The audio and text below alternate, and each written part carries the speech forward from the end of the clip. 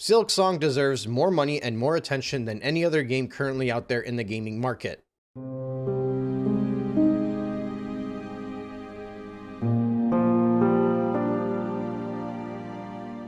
And I say that despite not playing the game yet, and actually I have no intention of playing it anytime soon because I want to play the first one before it, and I don't know when I'm going to be getting around to do that. I think many of you are already seeing the hype that this game has brought in. Outside of Expedition 33, I don't think there's another game this year that has reached this much hype. And it's just another testament to show how much attention a game deserves when you can tell that the people that were making the game are doing it because they love gaming, and most importantly, they love the gamers that buy their games. Or at the very least, they respect them. Or they have enough confidence in their own title that they know that they can price it at a fair rate while still making a lot of money on it, but also not blindly milking the industry. Silksong comes in at $20. This is a game that easily could have sold for $40. And while many people might fear that other indie developers might feel threatened by this price point because their game is going to be compared to Hollow Knight, Silksong is in a unique position where I think it should be compared to the AAA titles out there in the industry. It may be an indie game, but it's big enough to compete with the big boys. Other indie titles may not have the luxury of charging the prices that Silksong charges.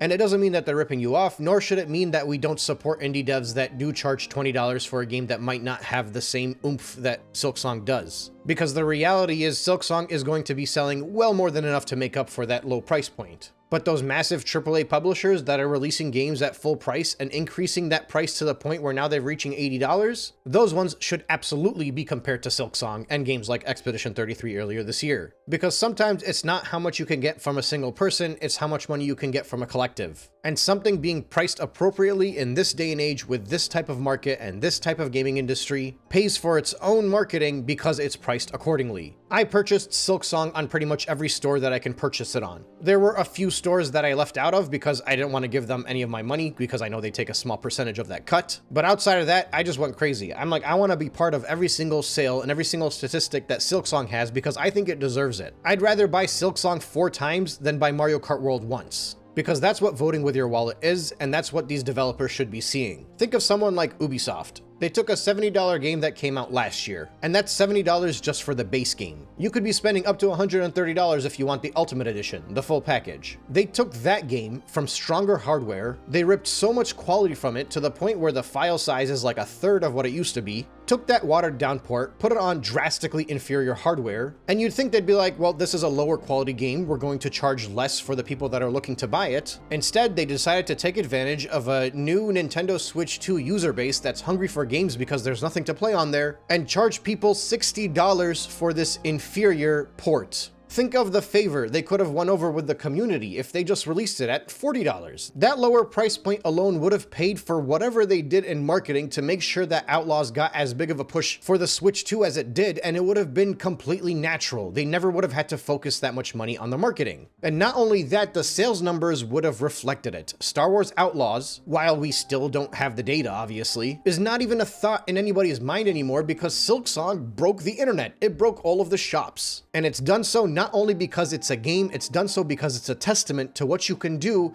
if you are releasing a game without being greedy. When you remove that corporate greed, everybody starts to come around. Compare this $20 to some other modern day $20 titles that we've seen. Like I just mentioned the Switch 2. You can have $20 and play Silksong, or you can take $20 and you can play Drag and Drive. You can have $20 and pay for Silksong, or you can buy Welcome Tour twice. When you put a game of this caliber into that context, you really start to understand just how much more they could have charged for this game and gotten away with it. But at $20, you're looking at impulse buy territory. You're looking at literal pirates online having discussions and saying to one another that we should not pirate this game, we need to buy it. Even if you're going to pirate it, you should still buy it. That is insane. But it's proof that when something is priced right, and when people are not being ripped off by the industry that we all hold so dear to our heart, the people are willing to spend. And that's even if they don't have to spend the money. Now, this doesn't mean that every game should come out at $20. Like I mentioned, Expedition 33 was not a $20 game, but it was still priced appropriately given what the game was. And these are games that are launching at these prices. You know they're going to be going down in price because all but one publisher will drop their games in price eventually, and usually pretty quickly too. For example, Star Wars Outlaws right now on the PlayStation 5, you can get it for $30. So what reason do you have to double the price when you're selling an inferior version to the end user on a different console? Because here's what's going to happen. A lot of people are going to be like, it's an Ubisoft game, we know it's going to drop in price, there is no point in putting that money up front, we'll just wait for the inevitable discount that will come in a few months. Why do we have to do this song and dance? Why don't you just launch the price appropriately? And with that appropriately priced game, maybe then the game that you launch can break the stores and get all of that free marketing online from so many people that want to buy this game, because at this point it becomes impulse buy territory. But no, instead, these companies have tried many different ways to convince the masses that gaming today has to be more expensive than it was before. Actually, it's worse than that. They've gone out of their way to convince people that, believe it or not, they might be cheaper now than it was before. And they use things like artificial inflation calculators that don't take the full context of prices. There's a good article here that I'll link in the description that I would love to go through and make a separate video on later. I actually found it while scrolling through Matt Piscatella's Blue Sky, and it goes on about how today's game consoles are historically overpriced, and their analysis shows missing price cuts are costing console consumers hundreds of dollars. And I made videos about this a few months ago, but all of the people just like to point at the fact that the magazine back then, if you account for inflation, says that my current console is cheaper than the Sega Saturn was. But there's a lot more nuance to the discussion, and the studies show that. They prove it. Gaming today as a whole is more expensive than it ever has been. And the best part is, the conclusion of this article is that console prices aren't dropping in part because the market isn't forcing them to. Do you know what that means? They keep the prices where they are because people are willing to pay for it. It has little to do with costs of marketing, costs of developing, costs of what they're paying their developers. None of that. It's basically they're willing to pay, so we're willing to charge and continue to increase the prices to make sure they keep paying. Because the rate of which the price has increased is faster than the rate of which the cost has increased. And that's largely because of who's buying these games, because it's not the kids buying these games, they're playing free-to-play titles. They're playing them on their tablets and their phones or on a single console where they don't even buy games for anymore. And once again, I got a lot of my information about this from Matt Piscatella's Blue Sky. 100K plus income households now account for 43% of the US video game hardware purchases, and that's up from 36% just a few years ago. 18 to 24-year-olds accounted for only 3% video game hardware purchases during the 12 months ending July 2025, and it's down 10% from the 12 months ending in July 2022. Wow. That's why people are thinking that the video games are not that big of a deal and just let people spend what they want to spend. That's why the industry is trying to charge more as much as they can, because they're like, hey, those kids that we indoctrinated from a young age, they're willing to put in a few more extra pennies.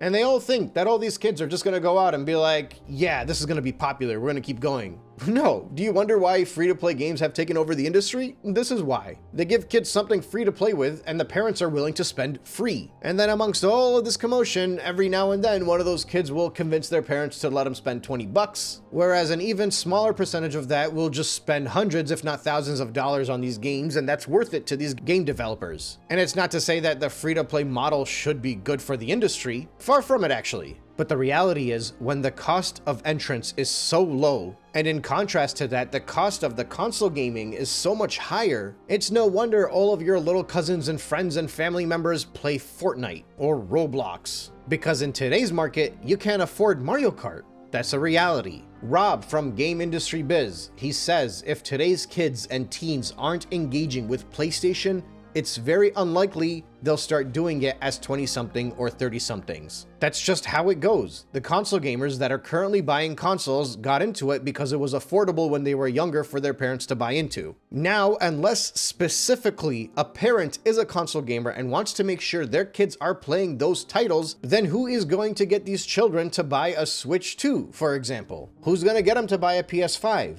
Their parents are just going to let them use a tablet, they're going to let them use a PC, they're going to let them use a phone. Because as far as they're concerned, gaming is gaming. They don't know the difference, but the gamers do. And that's a massive reason why Silksong is getting as much attention as it's getting right now, and it deserves every bit of that attention. And it deserves every dollar that it's getting. And quite frankly, it deserves even more than that. Gaming today does not have to be something that companies are breaking the bank for, nor especially should it be something today that the customer is breaking the bank for. You can give quality at a budget price, and this game proves it. The current president of Nintendo of America, formerly working from EA because of course, argued that variable pricing is set in place because they can charge what they want based off of what people think that something is worth. What that means is if you're paying $20 for a game or if you're paying $10 for a game, you're getting something crappy. It's not worth your time and effort. This is why Nintendo's variable pricing is quite frankly bullcrap. Variable pricing is something that absolutely can exist and it should exist. But just because you're paying less for something, while it may be worth less, it should not be worthless. The way the industry looks right now, I will gladly give money to every single game that is actually appropriately priced, even if I have no intention of playing that game. And the way the industry works, that won't even take that much money out of my wallet because of how few games are actually appropriately priced out there today. If there's a single game out there today you want to vote with your wallet on, it's Silksong. And that's why I bought it multiple times through multiple different storefronts. Thank you so much for listening, and I will catch you on the next one.